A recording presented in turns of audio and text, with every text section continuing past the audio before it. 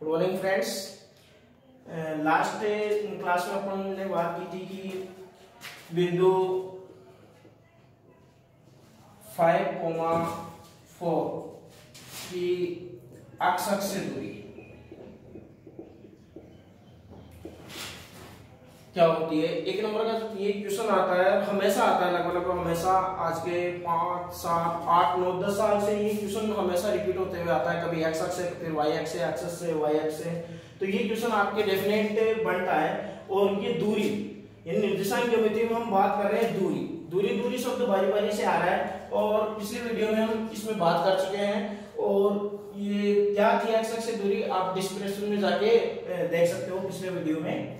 आज हम बात करेंगे निर्देशांक ज्योमेट्री में 2D में आप पढ़ चुके थे। ये था एक्स अक्ष और ये है वाई अक्ष। एक्स अक्ष को हम बोलते हैं भुज और वाई अक्ष को बोलते हैं हम कोटि। लिखने का तरीका हम सीख चुके थे। हर पॉइंट को यदि हम लिखेंगे तो उसके निर्देशांक अंक हमेशा x और y के रूप में होंगे। और वो कैसे होंगे, हमने तरीका सीखा था। लिखने का तरीका क्या था, कोष्टक x, y, छोटा कोष्टक रहेगा x, y। हर पॉइंट का निर्देशांक अंक होता है। ये आपके पास में 2D का है। जैसे हम बात करें, ये मूल बिंदु था। मूल बिंदु का जो निर्देशांक है तो इसके निर्देशांक किस प्रकार लिखेंगे हम, 0, 0। यहाँ यदि बात करें फर्स्ट पॉइंट पे 1, 2, 3, 4, 5, 1, 2, 3, 4, 5। हमेशा ध्यान रखना है, आप 4th चैप्टर में भी पढ़ चुके हो कि दो चरों वाले रैखिक समीकरण युग्म में राइट हैंड पे पॉजिटिव आएंगे और ऊपर भी पॉजिटिव आएंगे, नीचे नेगेटिव और लेफ्ट में नेगेटिव। तरीके की बात करें तो आप बोलोगे सर आपने यहाँ पे ये पॉइंट, मान लो ये पॉइंट यहाँ स्थित है ए, तो इसका निर्देशांक अंक क्या होगा, निर्देशित करने के लिए आप किस तरीके में लिख पाओगे। मैंने यहाँ ओनली फिलहाल क्या लिखा है, ए। इसको यदि मैं बी नाम दूं, इसको क्या लिखा है मैंने, 2, ये 3, 4, 5। जबकि मैंने तरीका बताया कि आपको हमेशा इस रूप में लिखना है। फिर मैंने यहाँ क्यों लिखा है 1, 2, 3, 4, 5, जबकि होना चाहिए था क्या, x, y। तो इसका सीधा सा है, ये x अक्ष है और ये x अक्ष है। तो इस पे देखो ये 0 कौन सी है, ये रो। आप ये देखिए रो कौन सी है। नीचे की बात करूं -1, -2, -3। इधर यदि हम बात करें, पीछे जाए यदि स्केल में, यदि हम जो रियल नंबर की स्केल होती है उसमें जाते हैं तो रियल नंबर में ये होते हैं आपके पास में। रियल नंबर में 1, 2, 3, 4, 5। यदि हम राइट हैंड जाते हैं तो संख्याओं का मान बढ़ता जाता है और यदि हम लेफ्ट हैंड जाते हैं तो संख्याओं का मान क्या होता जाता है, घटता जाता है। तो सब इंक्रीज होते जाते हैं काउंटिंग की तरह। तो 1 से पहले क्या आएगा, 0। तो ऑब्वियसली बात है, सीधा है कि यहाँ पे 0। यदि इधर भी बात करें तो वही है संख्या रेखा, ये ऊर्ध्वाधर संख्या रेखा है और ये क्षैतिज संख्या रेखा है। इस संख्या रेखा में क्या है आपके सामने, 1, 2, 3, 4। बस इसी लाइन को मैंने सीधा वर्टिकली किया है। अब यहाँ क्या है, ये कौन सी रो है। यदि मैं इस रो की बात करता हूँ, कुछ देर के लिए यहाँ देखिए, इस रो की मैं बात करूं तो आप सब बता सकते हो कि सर ये 2 नंबर वाली है, 2 नंबर वाली रो है। और यदि मैं इस रो की बात करूं, तो ये एक्स अक्ष पे 3 नंबर वाली रो है, ये 3 नंबर। तो ये पॉइंट के निर्देशांक बताना आपके लिए बिल्कुल आसान होगा, क्योंकि इसके जो निर्देशांक होंगे वो किस रूप में लिखे जाएंगे। ध्यान रखिए इस बात का। पहले लिखा जाएगा एक्स अक्ष, तो एक्स अक्ष पे कितना है 3, फिर कोमा, वाई अक्ष पे कितना है 2। ये इस पॉइंट के निर्देशांक हो गए। मान लो ये कोई पॉइंट है P और इस P पॉइंट के निर्देशांक हो गए 3, 2। क्लियर यहां तक। अब हम बात करें कि ए पॉइंट का क्या होगा। लेकिन देखो इस लाइन की यदि हम बात करें तो ये लाइन कौन सी है, थोड़ा सा सोचो। यदि मैं इसको कहूं कि y बराबर ये तो क्या था 2, इसको मैं लिख सकता हूं y बराबर 2 था। और इसको मैं क्या लिख सकता हूं, x बराबर 3। यस या नो। यदि यहां से कंपेयर करके देखो, दोनों में कंपेयर करो, यहां से x, y और 3, 2। तो x इक्वल टू कितना आया 3, y इक्वल टू कितना आया आपके पास में 2। तो यहां से बात करें तो ये कितने नंबर वाली रो हो गई, अच्छा ठीक है, ये ऊपर चलते हैं तो ये 3 नंबर वाली हो जाएगी, ये 4 नंबर वाली, 5 नंबर वाली, ये 1 नंबर वाली। अच्छा नीचे आते हैं तो -1 वाली, ये -2 वाली, -3 वाली, तो फिर ये कितने नंबर वाली? तो 1 और -1 के बीच में कौन वेरी कर रहा है, कौन बैठा है? 1 और -1 के बीच में कौन बैठा है? y बराबर 0, y बराबर 0। सेम इसी प्रकार यदि हम इस पे बात करें, x अक्ष पे बात करते हैं तो ये -1 और 1 के बीच में ये लाइन, इस लाइन की बात करें तो इसको क्या कहेंगे हम? x बराबर 0। इसका मतलब सीधी सी बात आ गई, एक क्वेश्चन बढ़ गया आपके सामने और क्वेश्चन पूछा भी गया है बोर्ड एग्जाम में कि x अक्ष पर कोटि का मान क्या होता है? x अक्ष पर कोटि का मान क्या होता है? क्योंकि जो तरीका होता है वो लिखने का तरीका कुछ इस प्रकार होगा, भुज कोमा कोटि। तो x अक्ष पर कोटि का मान क्या होगा? तो x अक्ष पर यदि हम कोटि का मान देखें तो देखो x अक्ष ये x अक्ष और इस पे कोटि किसको कहेंगे? y को। और y का मान ये कौन सी लाइन है? प्रत्येक पॉइंट पे 0 बढ़ाती हुई जा रही है, तो x अक्ष पर कोटि का मान क्या हो गया? 0। y का मान क्या हो गया? 0। बात करें y अक्ष पर तो भुज का मान, x का मान क्या होगा? 0। अब a पॉइंट के निशान लिखेंगे तो बताओ x का मान तो कितना है? x का मान तो कितना है? 1। y का मान कितना है? प्रत्येक पॉइंट पे 0, तो a के निशान हो गए 1,0। b की बात करेंगे तो 2,0। आगे बात करेंगे तो 3,0, 4,0, 5,0 एंड सो ऐसे चलता रहेगा। आप समझ चुके होंगे कि 1 और -1 के बीच में कौन वेरी कर रहा है? 0 वेरी कर रहा है। तो ये लाइन यदि बात करें तो लाइन कौन सी है? यदि ये 2 नंबर वाली थी, ये 1 नंबर वाली थी, तो ये 0 नंबर वाली रहेगी। ये y बराबर 2 था तो ये y बराबर कितना रहेगा? 0। और y को हम दूसरी भाषा में क्या बोलते हैं? दूसरे शब्दों में क्या बोलते हैं हम? कोटि। तो x अक्ष पे किसका मान 0 होता है? सीधा सा है ये मान, आपको स्पेशली ध्यान रखना है। काफी क्वेश्चंस पढ़ेंगे इस पे, आप ये क्वेश्चन पूछा भी जा चुका है और नहीं भी पूछता है तो इससे रिलेटेड काफी क्वेश्चन बनते हैं, आगे की क्वेश्चन में हम पढ़ेंगे। तो x अक्ष पर किसका मान 0 होता है? कोटि का मान, y का मान 0 होता है। तो सबके निर्देशांक हम लिख सकते हैं, जैसे इस पॉइंट के निशान लिखे हम, सी मान लो इस पॉइंट के निशान लिखेंगे तो -3,0। क्लियर यहां तक? नेक्स्ट इस पे बात करते हैं हम y अक्ष पे। y अक्ष पे बात करें तो पॉइंट देते हैं इसको D और इस पॉइंट के निशान लिखेंगे। तो लिखने में आप कभी भी ये गलती मत कर देना कि सर 5 तो है फिर कोमा 0 लगाते, ये बिल्कुल रॉन्ग होगा।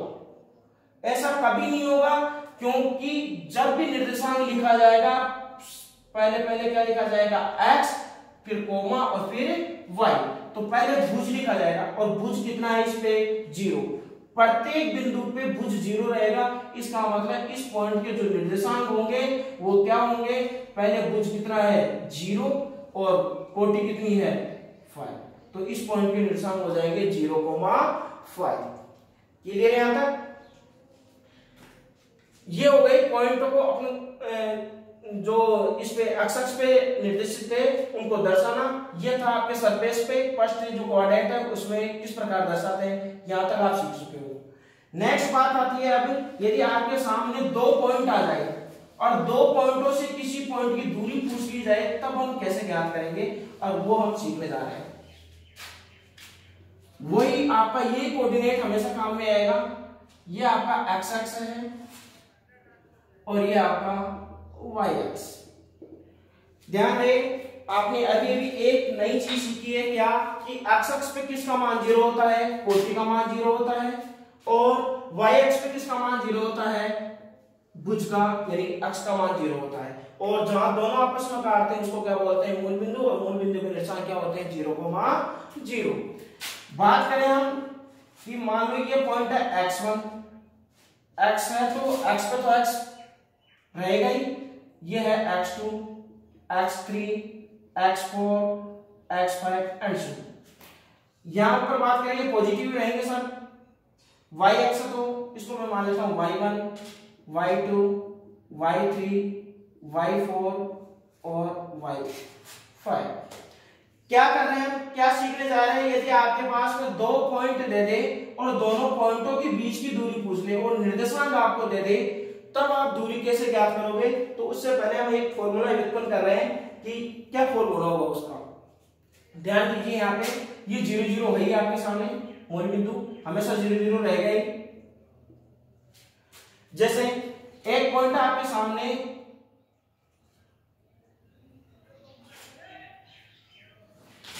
ये, और एक पॉइंट है कहीं पे भी वेरी करवा सकते हो आप, ये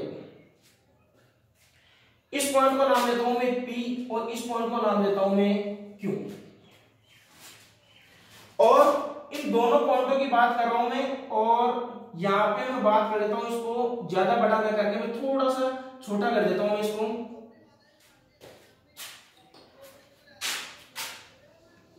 दो ही पॉइंटों में बात कर लेते हैं। इस लाइन पे बात कर लेता हूं मैं, ये जो लाइन है इसको मान लेता हूं मैं x1 और इसको मान लेता हूं मैं यहाँ पे x2, और यहाँ पे मैं बात कर लेता हूं y1 और ये y2, दो पॉइंट है। अब यहाँ P से लेकर Q तक की दूरी देखनी है आप लोगों को। एक बिंदु की अपन दूरी पहले ऑलरेडी पिछले वाले वीडियो में हम पढ़ चुके हैं, इसमें हम सीखेंगे दो बिंदुओं के बीच की दूरी। इस P पॉइंट के लिए निर्देशांक आपको लिखने के लिए कहा जाएगा, आप सीधा सा लिख सकते हो क्योंकि आपको तरीका भी पता है। पहले लिखा जाएगा x, तो x में कौन है आपके सामने x1, तो P पॉइंट के निर्देशांक हो जाएंगे x1। y में कितना है आपके पास में y2 आ रहा है, इसको थोड़ा सा आप इसको y1 मान लीजिए और ये y2 मान लीजिए ताकि दिक्कत ना हो आपको, क्योंकि आपके जो किताब में है सेम वही आ जाएगा, ये y1। ध्यान दीजिए क्योंकि हमें ऐसा ये आपका x1 पे स्थित है इसलिए x1, और ये y1 पे स्थित है इसलिए ये y1। 1 1 पे दोनों की पोजीशन हो गई, और ये x पे था तो ये x1 और ये y पे था तो ये y1। सेम इसी प्रकार यदि बात करें q की, तो q कहां पर आपके सामने, q के निर्देशांक हो जाएंगे, पहले x का लिखा जाएगा x2 कोमा, और y पे कहां है y2। अब उनको क्या करना था, दोनों बिंदुओं के बीच की दूरी ज्ञात करनी थी, P से लेकर Q तक की बिल्कुल सीधी दूरी ज्ञात करनी थी। और ये दूरी कैसे ज्ञात करेंगे, कहने का मतलब आपको ये ज्ञात करना है, और ये ज्ञात करना है तो आप यहां देखिए सब कि ये कौन सी आकृति बन रही है आपके पास में, एक ट्राइंगल बन रहा है, और ये भी एक राइट एंगल, एक समकोण त्रिभुज बन रहा है। और समकोण त्रिभुज में आप लोग पहले पढ़ चुके हो त्रिकोणमिति, इससे जस्ट पहले जो आपके प्रश्न वाली उसमें भी पढ़ चुके होंगे कि त्रिकोणमिति में आपका जो बोधायन प्रमेय थी या पाइथागोरस प्रमेय थी कि समकोण त्रिभुज पे लागू होती है, और आपको समकोण के सामने वाली भुजा क्या कहलाती है, कर्ण। आपको क्या ज्ञात करना है, यहाँ कर्ण ज्ञात करना है, और कर्ण ज्ञात करना है तो कर्ण के लिए आपको क्या चाहिए, कर्ण स्क्वायर बराबर आप जानते हो लंब स्क्वायर प्लस आधार स्क्वायर, यानी आपके पास में दो चीजें होनी चाहिए, लंब भी होना चाहिए और आधार भी होना चाहिए। अब आपके पास में लंब और आधार दोनों में से कोई से भी हो सकते हैं, आप दोनों में से किसी को भी मान सकते हो। तो लंब की बात करें तो ये दूरी कितनी होगी, ये दूरी कितनी होगी, तो इस दूरी को समझने के लिए हम यहां से थोड़ा सा इधर समझते हैं। यदि मैं कहूं आपको ये 1, ये 2, ये 3 और ये 4, कोई पॉइंट है यहाँ पे A और यहाँ पे है B, मैं कहूं कि A से लेकर B तक की दूरी कितनी होगी, A से लेकर B तक की दूरी, तो A से लेकर B तक की दूरी बात करें तो कितनी हो गई, यहां से टोटल तो कितनी हो गई 4, 0 से बात करें क्योंकि मूल बिंदु था, और यहां से बात करें A तक की तो ये कितनी है 2, बची कितनी है आपके पास में, यहां से लेकर यहां तक तो आपको चाहिए नहीं, तो ये तो नेगलेक्ट हो गई, बची कितनी है आपके पास में 2 से लेकर 4। आपका आंसर क्या रहेगा, ये बीच की दूरी AB बराबर यदि हम लिखेंगे तो क्या लिख सकते हैं 4 - 2, और 4 - 2 इसका मतलब कितना हो गया 2, यानी बीच की दूरी कितनी हो गई 2 मात्रक, जो भी है मीटर में सेंटीमीटर में तो सब मात्रक पे डिपेंड करेगा। तो ये बीच की दूरी कितनी हो गई, सीधी सी बात है, रेखाखंड रेखा है, और रेखा है तो यहाँ से A है और ये क्या है B है, और इन दोनों की बीच की दूरी देखनी यदि ये 5 और ये कितनी है 8 है, तो सीधी सी बात है बीच की दूरी कितनी रहेगी आपके पास में, 8 में से 5 घटा दीजिए आप लोग, कितनी आ जाएगी 3। रेखाखंड होता है क्या, उसकी निश्चित लंबाई होती है और उसकी हम दूरी निकाल सकते हैं। यहाँ पे भी देखो आपके पास में, इसको मैं नाम देता हूँ ये P Q और इसको नाम देता हूँ मैं R। PR एक फिक्स आपके पास में रेखाखंड हो चुका है, और रेखाखंड की हम दूरी निकाल सकते हैं। कैसे, यहां से लेकर यहां तक की बात करें और यहां से लेकर आरक्यू की बात करते हैं आरक्यू। तो आरक्यू की बात करेंगे तो देखो यहां से लेकर यहां तक टोटल तो कितना हो गया डिस्टेंस x2, क्योंकि 0 से लेकर x2। और यदि हम बात करें यहां तक x1 तक की बात करें तो 0 से लेकर x1।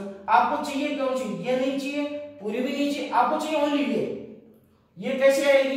यदि हम टोटल में से यहां से लेकर ये है, इसमें से यदि मैं यहां तक को घटा देता हूं तो मेरे पास में ये दूरी आ जाएगी। जितनी ये दूरी आएगी उतनी ये रहेगी और उतनी ही ये रहेगी, क्योंकि दो तीनों क्या है समानांतर है। तो यहां से लेकर यहां तक टोटल कितनी थी x2 और यहां तक की कितनी थी x1, और यदि मैं इसमें से घटा देता हूं तो क्या आ गया आपके पास में x2 माइनस x1। तो ये जितनी है उतनी ये रहेगी और इतनी ये रहेगी, क्योंकि ये दूरी आ गई x2 माइनस x1। तो आज पे आपके पास में हो गई है x2 माइनस x1। बात करते हैं हम इस पे ऊर्ध्वाधर पे भी बात करें तो ऊपर आपके पास में टोटल कितनी है y1 और यहां तक कितनी है y2। आपको चाहिए ये टोटल में से ये यहां तक की दूरी आप घटा दो तो ये कितनी हो जाएगी, टोटल तो हो गई आपके पास में y1 और इसमें से क्या घटा दो आप y2। तो y1 माइनस y2 आपके पास में दोनों दूरियां आ चुकी है। सीधा सा कॉन्सेप्ट था, तो ज्यादा हार्ड कॉन्सेप्ट नहीं है कि हम कैसे निकाले सब दूरी सीधी सी बात है। एक लाइन है आपके पास में, ये यदि ये 9 है और ये कितनी है आपके पास में 15 है यहां तक है, और यहां से ए से लेकर बी तक की दूरी निकालनी है तो सीधी सी बात है 9 से लेकर 15 तक है, तो 15 में से 9 घटा दीजिए आपके पास में कितना आ गया 6। बस ये कॉन्सेप्ट मैंने यहाँ लागू किया है। यहाँ 0 से लेकर x2 क्योंकि आगे जा रही है, बड़ा इसलिए है क्योंकि हम संख्या रेखा में यदि राइट हैंड साइड में चलते हैं तो ये क्या होगी आपकी संख्या बढ़ती हुई जाएगी, और यदि ऊपर भी चलेंगे तो क्या होती जाएगी, बढ़ती हुई जाएगी। तो बड़ा मैंने इसलिए ले लिया x2 माइनस x1। अब आपके पास में दोनों लंब और आधार दोनों आ चुके हैं। कर्ण निकालना बिल्कुल आपके लिए इजी है, और कर्ण आप जैसे निकाल लेते हो आपका जो दूरी सूत्र था वो भी उत्पन्न हो चुका है। क्या है देखिए, PQ बराबर यदि हम लिखेंगे तो PQ बराबर हो जाएगा आपके पास में रूट, सूत्र होता है आपके पास में कर्ण बराबर रूट लंबी स्क्वायर प्लस आधार स्क्वायर। लंब कितना है आपके पास में, इसको मान लीजिए, इसको मान लीजिए, किसी को मान लीजिए, मैंने इसको लिख दिया x2 माइनस x1 और इसका होल स्क्वायर प्लस ये कितना आपके पास में y1 माइनस y2। ध्यान दीजिए मैं इसको ऐसे लिख दूं y2 माइनस y1 और इसका होल स्क्वायर।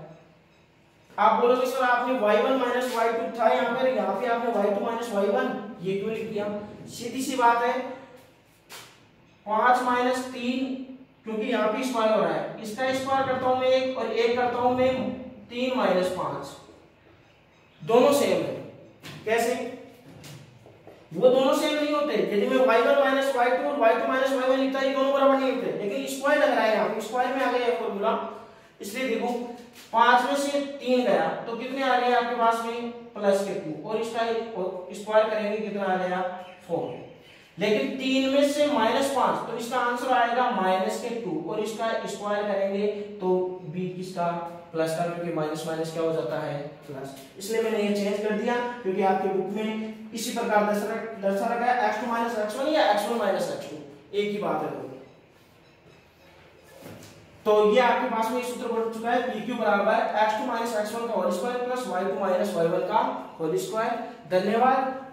नेक्स्ट वीडियो में हम पढ़ेंगे ये सूत्र कहां-कहां लागू होता है। ओके।